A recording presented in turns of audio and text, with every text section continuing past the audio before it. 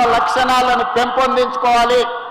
ఈ తెలంగాణ రాష్ట్రానికి దేశానికి ప్రజాప్రతినిధులుగా చట్టసభలలో మీరు అడుగు పెట్టాలి అని నేను బలంగా ఆకాంక్షిస్తున్నా. ఈ దేశం అభివృద్ధి పదం వైపు నడవాలి అంటే మహిళల భాగస్వామ్యం పెంచాలి. ఈ దేశానికి ప్రధానమంత్రిగా శ్రీమతి ఇందిరాగాంధీ గారు, రాష్ట్రపతిగా ప్రతిభా పాటిల్, లోక్సభ స్పీకర్గా మీరా కుమార్, ఈ విధంగా చెప్పుకుంటూ వెళ్తే 25 సంవత్సరాలు కాంగ్రెస్ పార్టీ అధ్యక్షురాలుగా శ్రీమతి సోనియా గాంధీ గారు మహిళలు బలమైన నాయకత్వాన్ని అందించిన చరిత్ర ఈ దేశానికి ఉన్నది. మహిళలకు అవకాశం వస్తే నిరూపించుకోవడం.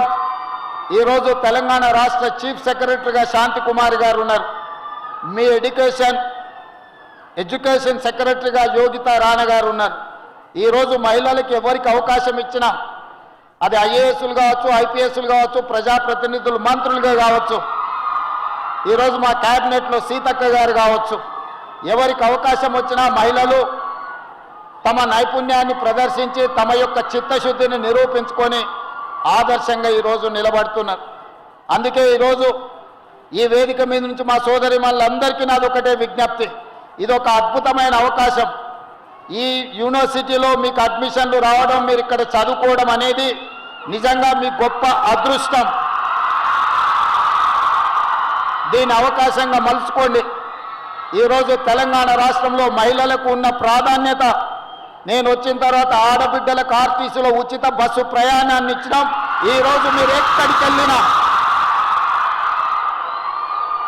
మీరు ఇంట్లో బయలుదేరినప్పటి నుంచి బడికి వెళ్ళాలన్నా, గుడికి వెళ్ళాలన్నా, మీ బంధువుల ఇంటికి పోవాలన్నా, భద్రాచలం పోవాలన్నా, యాదగిరిగుట్ట నరసింహస్వామిని దర్శించుకోవాలన్నా ఆడబిడ్డలు అనా పైసలు లేకుండా ఈరోజు ఉచిత బస్సు ప్రయాణాన్ని మీ అన్నగా ఈరోజు తెలంగాణ రాష్ట్రంలో నేను అమలు చేస్తున్నా.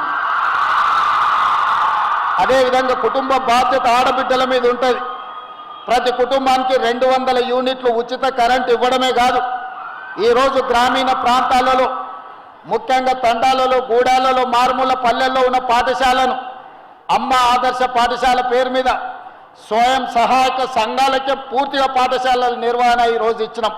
ఎందుకంటే వాళ్ళ పిల్లలే ప్రభుత్వ పాఠశాలలో చదువుకుంటారు. వాళ్ళు నిర్వహించినప్పుడే ఆ పాఠశాలల యొక్క నాణ్యత పెరుగుతుంది అని ఈరోజు ఇవ్వడం జరిగింది. ఇదే కాదు, స్వయం సహాయక సంఘాలకు ఈరోజు పాఠశాలలలో పిల్లలకి ఇచ్చే రెసిడెన్షియల్ స్కూల్స్లో డ్రెస్సులు ఏవైతే స్టిచ్చింగ్ ఉన్నాయో 1,30,00,000 జతలు బట్టలు కుట్టే బాధ్యత కూడా ఈరోజు స్వయం సహాయక సంఘాలకే ఇచ్చడం, కార్పొరేట్ కంపెనీలకు ఇవ్వకుండా అని మా సోదరిమణులకు నేను ఈరోజు చెప్పదలుచుకున్నా.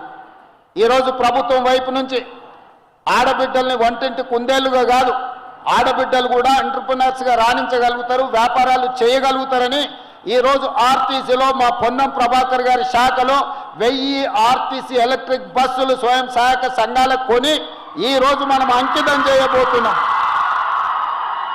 అదేవిధంగా సోలార్ పవర్ అంటే అదానీ అంబానీ కార్పొరేట్ కంపెనీలే వ్యాపారం చేస్తారని అనుకునేది. కానీ ఈరోజు 1000 మెగావాట్స్ సోలార్ విద్యుత్ ఉత్పత్తి చేసి రాష్ట్ర ప్రభుత్వానికి సరఫరా చేసే విధంగా మహిళా సంఘాలకే ఈరోజు 1000 మెగావాట్ల సోలార్ విద్యుత్ ఉత్పత్తిని ఒప్పందాలు చేసి ఈరోజు మహిళల్ని వ్యాపారవేత్తలుగా అదానీ అంబానీలతో పోటీ పడే విధంగా ఈరోజు కార్యాచరణ తీసుకొని ముందుకు వెళ్తున్నాం. ఇంకా చాలా చేయాల్సిన అవసరం ఉన్నది. అన్నిటికంటే ముఖ్యంగా మహిళలు రాణించాలి అంటే చదువుకోవాలి. కుటుంబ బాధ్యతలను నిర్వహించుకుంటూనే విద్యలో రాణించినప్పుడే మీ కుటుంబాలు బాగుపడతాయి. అందుకే విద్యకు అత్యంత ప్రాధాన్యత ఇచ్చి ఈరోజు మీ యూనివర్సిటీ యొక్క మొత్తం ఇన్ఫ్రాస్ట్రక్చర్ని పూర్తి స్థాయిలో అంతర్జాతీయ ప్రమాణాలతో నిర్మించడానికి 500 కాదు, ఇంకా అవసరమైతే 100-200 కోట్లు ఎక్స్ట్రా అయినా రాష్ట్ర ప్రభుత్వం ఇస్తుంది. 2.5 సంవత్సరాల ఈ మొత్తం కన్స్ట్రక్షన్స్ అంతా కంప్లీట్ కావాలి. వేదిక మీద ఉన్న అధికారులకు నేను ఆదేశాలు ఇస్తున్నా. ఇది 5 సంవత్సరాలు 10 సంవత్సరాలు ఖర్చు పెట్టే విధానం, కన్స్ట్రక్షన్ చేసే విధానం కాదు. 30 నెలల్లో 100% ఈ యూనివర్సిటీ అంతర్జాతీయ స్థాయిలో నిర్మాణాలు పూర్తి కావాలి. నిరంతరం స్వయంగా నేనే పర్యవేక్షించి నిధులకు ఎలాంటి ఇబ్బంది లేకుండా మీ హాస్టల్స్ కానీ, మీ క్యాంపస్ కానీ, మీ ఆడిటోరియం కానీ, మీ ప్లే గ్రౌండ్స్ కానీ మీకు ఎలాంటి ఇబ్బంది జరగకుండా 100% ఈ క్యాంపస్ని అభివృద్ధి చేసే బాధ్యత నేను తీసుకుంటున్నా. మీరు నాకు ఇవ్వాల్సిన మాట ఒక్కటే, మీరు బాగా చదువుకోవాలి, రాణించాలి, మీరు జీవితంలో ఉన్నత శిఖరాలకు ఎదగాలి. అప్పుడే మీ తల్లిదండ్రుల యొక్క ఆకాంక్ష నెరవేరుతుంది. తెలంగాణ రాష్ట్రం